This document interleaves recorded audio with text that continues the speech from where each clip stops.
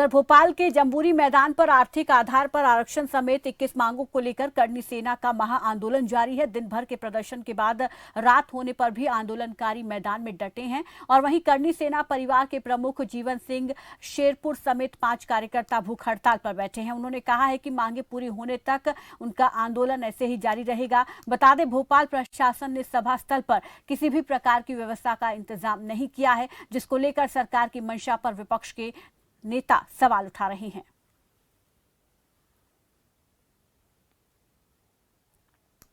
तो जम्बूरी मैदान में करनी सेना के जो कार्यकर्ता हैं वो डटे हुए हैं। इसमें से 5 कार्यकर्ता भूख हड़ताल पर भी बैठे हुए हैं और उनकी मांग है कि जो मांगे उन्होंने रखी हैं उनको पूरा किया जाए। अगर वो मांगे पूरी नहीं होती हैं तो ऐसे में उनका आंदोलन इसी तरीके से आगे जारी रहेगा।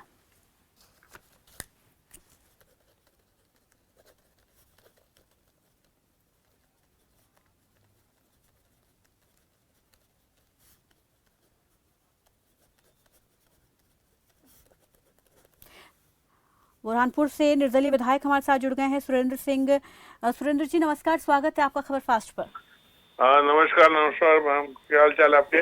जी बोलिए। बढ़िया सर। जिस तरीके से यहाँ पर करनी सेना के जो कार्यकर्ता हैं जम्बूरी मैदान में डटे हुए हैं अपनी मांगों को लेकर, आप इसको किस तरीके से देखते हैं? और मैं चाहूंगी कि यहाँ पर जी उनकी जो दी हुई डिमांड उन्होंने की है बहुत ही उचित डिमांड है। वो आर्थिक बेस पे चाहते हैं कि रिजर्वेशन होना आर्थिक आधार पर, और बहुत सही बोल रहे हैं ना। आज देश में जरूरत है आर्थिक आधार पे, क्योंकि हर समाज के अंदर गरीब और अमीर लोग हैं। हम तो इनका एक ही कहना है कि आर्थिक आधार पे आप आरक्षण करें, तो बहुत सही बात है। आज के समय की जरूरत है ये कि आर्थिक आधार पे ही आरक्षण किया जाए, और उसके लिए बिल्कुल ये जो आंदोलन है जायज है और सबको लेके चलने वाला आंदोलन है। ना कि सिर्फ राजपूत समाज के लोगों के लिए बोल रहा है, ये तो पूरे हर समाज के लोगों के लिए बोल रहा है कि आर्थिक आधार पे ही आरक्षण करना चाहिए। ठीक है सर, बने रहिए हमारे साथ। यहाँ पर ऋषिराज प्रवक्ता करनी सेना के जुड़ गए हैं। ऋषिराज जी नमस्कार, स्वागत है आपका खबर फास्ट पर। एक बात तो यहाँ पर सबसे पहले तो क्या कुछ मांगे आपने रखी हैं जिसको लेकर लगातार प्रदर्शन किया जा रहा है, धरना आपका जारी है, जरा वो बताएं सर।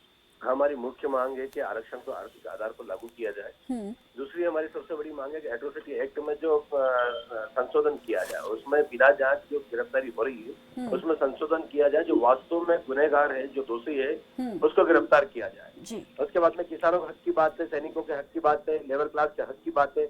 और अभी आपने देखा होगा कि सारे किसान भाई कहीं न कहीं घोड़ा रोज से बहुत परेशान है, प्रताड़ित है। तो उन लोगों को भी ऐसा कुछ किया जाए सरकार के द्वारा कि किसानों की फसलों को नुकसान ना हो। स्वामीनाथन रिपोर्ट के अनुसार किसानों का मूल्यांकन होना चाहिए और उसके हिसाब से उनकी आय बढ़ानी चाहिए। तो इस बारे में अभी तक सरकार से इस बारे में बात हुई है आपकी, या कोई ज्ञापन आपने सौंपा हुआ है? कोई बातचीत अभी तक हुई है जिसमें किसी प्रकार का कोई आश्वासन आपको मिला हो? माननीय मुख्यमंत्री जी को हम लोगों ने कई बार ज्ञापन दे दिया है, लेकिन कहीं न कहीं घोषणाएं होती है और उसका परिणाम निकल के सामने नहीं आता है। तो हम इस बार परिणाम के लिए बैठे हुए हैं। हमारी अनशन चल रहा है, अनशन जब तक चलता जाएगा, जब तक वास्तव में हमें कोई कमेटी गठित होके और हमें पूर्ण रूप से स्वस्थ नहीं किया जाए।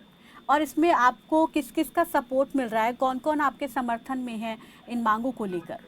देखिए, सारे समाज के सारे संगठन हमारा समर्थन में है। अभी ये वास्तव में राजपूत समाज का आंदोलन नहीं रहा, ये सर्व समाज का आंदोलन हो चुका है। और जो आंदोलन जनता का होता है, सर्व समाज का आंदोलन होता है, वो आंदोलन आप जानते हैं कि दिशा और दशा की ओर जाता है ये। तो कोई उम्मीद आपको नजर आ रही है कि सरकार मानेगी, सुनेगी? देखते हैं, आज का दिन हो रहा है, आज का दिन अगर वेट करते हैं, सरकार अगर कोई उचित कदम उठाती है तो ठीक है, नहीं फिर बाकी आंदोलन चलता रहेगा। आपने देखा होगा कि भोपाल में हमने जिस हिसाब से सर्व समाज के साथ में राजपूत समाज करनी सेना परिवार ने जो आंदोलन किया है, वो बड़ी बड़ी सरकारों की नहीं कर पाती है। ठीक है, शुक्रिया सर हमारे साथ जुड़ने के लिए। आप दोनों का बहुत बहुत शुक्रिया हमारे साथ जुड़ने के लिए, हमसे बातचीत करने के लिए। अब फिलहाल यहाँ रुकने